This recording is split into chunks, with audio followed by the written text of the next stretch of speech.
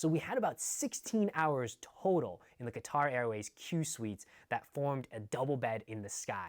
That is just an incredible once-in-a-lifetime experience that I personally would have never thought I had a chance to achieve unless I spent, $10,000 or $15,000. What's going on, everybody? Welcome to the channel. And for those who are returning, welcome back. Today, we are going to be discussing how you can get to the front of the plane. It would help me a ton if you were to go ahead and hit the subscribe button, give a thumbs up, and hit the bell icon just to get notified of when I drop new videos. Now, let's go ahead and jump into it. You tell me, if you're anything like me, you've likely flown economy class flights, likely boarded in the last group in economy.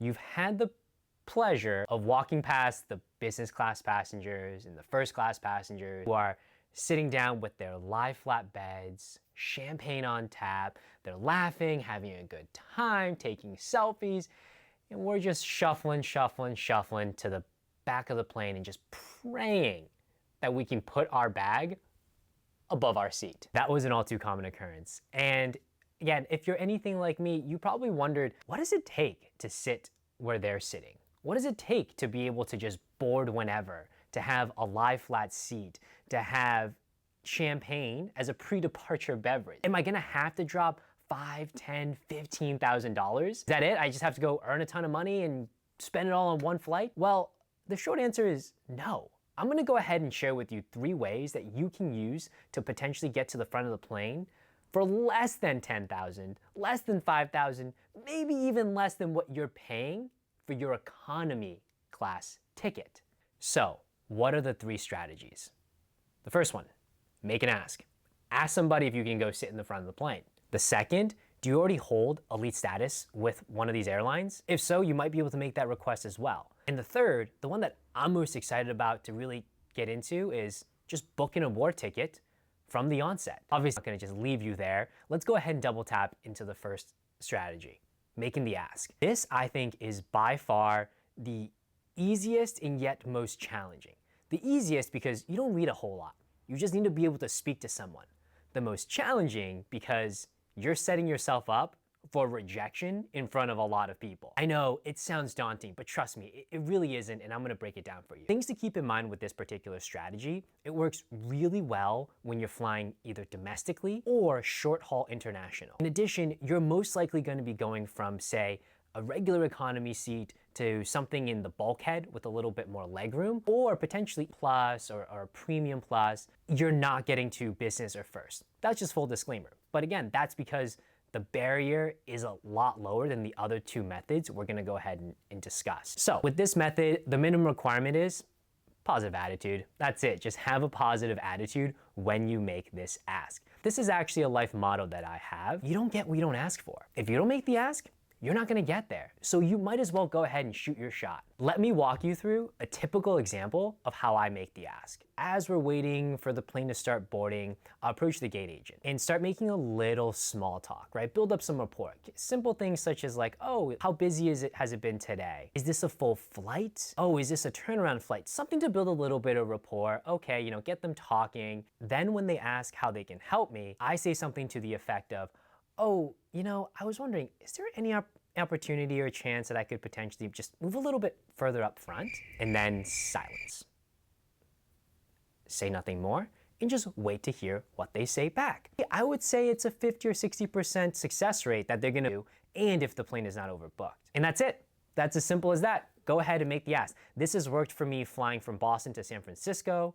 This has worked for me flying Bangkok to Bali. So it's worked both internationally and domestically, having no status, just going up and saying, hey, can you move me up front?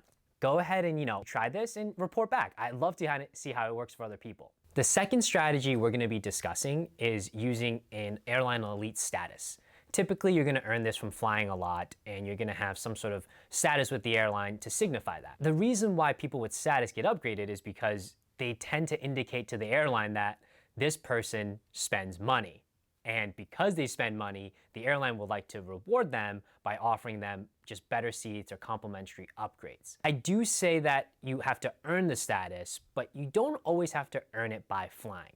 Of course, the easiest way is to earn it by flying. Simply go ahead and book a bunch of flights, buy a bunch of flights, and fly across the country. That's certainly a method. The second way to actually do that is to be able to use sign-up bonuses from credit cards.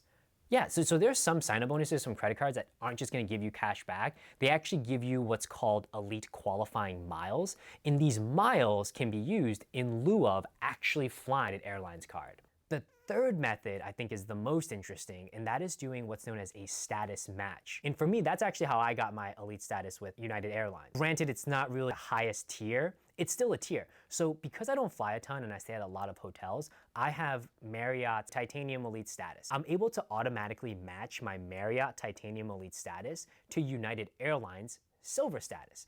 This is their base status, but what I actually really like about United Silver is even though, it's not the highest tier status, it gives you upgrades complimentary, which is awesome. So when you're flying domestically, like I said earlier, being able to go from just regular economy to a little bit further up ahead in economy, that's amazing. And when you're flying international on, say, a short haul, maybe even a medium haul flight, if you can just get 1 or 2 inches of legroom, trust me, you're gonna want that. So those are the 3 methods that I recommend when it comes to specifically earning status to be able to then use to try to get further up ahead or to the front of the plane. Okay, so the third strategy. If you've made it this far, thank you. This, I think, is where the true outsized value lies. This is where you're gonna be able to spend potentially less than $100 to fly a $15,000 flight. Link in the description below and up here. That's right, it's absolutely incredible the type of value you'll get to be able to redeem award redemptions. And it's pretty simple. Get points, use points. The difficulty is, well, how do you use points and what's the best way to get points? And here's the thing, I have the answers to both of that. The how, pretty simple. Using sign-up bonuses. Using credit card sign-up bonuses that are offering 50, 60, 70, even 100,000 miles and points. And then well, how are you gonna figure it out? I'm just gonna walk you through how I did it, and hopefully you can see some similarities and use it in your own search. Or feel free to drop a comment below if you need some help booking a trip, and I'm happy to walk you through it. I'm gonna go ahead and discuss how I was able to book a Qatar Airways Q Suites business class flight from Boston to the Maldives for less than $20. Oh, and by the way, when we got to the Maldives, we stayed at the St. Regis, also free.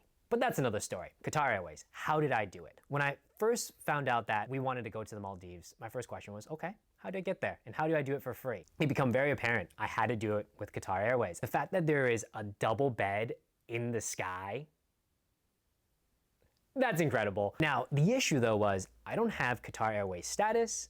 I don't fly Qatar Airways. How am I gonna do it? Well, I realized very quickly that Qatar Airways has a partnership with American Airlines, meaning because they were partners, I could use American Airlines miles to redeem for Qatar Airways flights. And the Citi American Advantage credit card at the time had a sign-up bonus of 70,000 American Airlines miles. It happened to take 70,000 miles to book a one-way business class flight from Boston to the Maldives. So I opened up the credit card, my girlfriend opened up the credit card, and we were both able to go ahead, hit the minimum spend requirement, which was $1,000. And after we spent the $1,000, we got 70,000 miles. With those 70,000 miles, I went on to AmericanAirlines.com and I searched for a flight going from Boston to Maldives. And that was about, I wanna say, it was 10 or 11 months in advance. And from there on out, it was simply as booking and then paying our taxes and fees, which came out to less than $20. Imagine that. We flew, it was, I believe, a 12-hour leg to Doha and then another 4-hour leg to the Maldives. So we had about 16 hours total in the Qatar Airways Q Suites that formed a double bed in the sky. That is just an incredible once-in-a-lifetime experience that I personally would have never thought I had a chance to achieve unless I spent, $10,000 or $15,000. Nope, cost me 20 bucks. So, thank you for making it to the end of the video. I really hope one of these strategies resonated with you, whether it may be simply making an ask or using the status you might already have, or going ahead and trying to book an award flight. Whatever it may be, drop a comment below. how do you plan to get to the front of the plane? In addition, if there's anything I can do to support you and walk you through or wasn't clear, let me know in the comments below, and I'm happy to. If you're saying, hey John, I want to fly from Dallas, Texas to Manila in business class, how do I do it? I'm happy to go ahead and look at options for you and maybe even lay out what a roadmap might look like.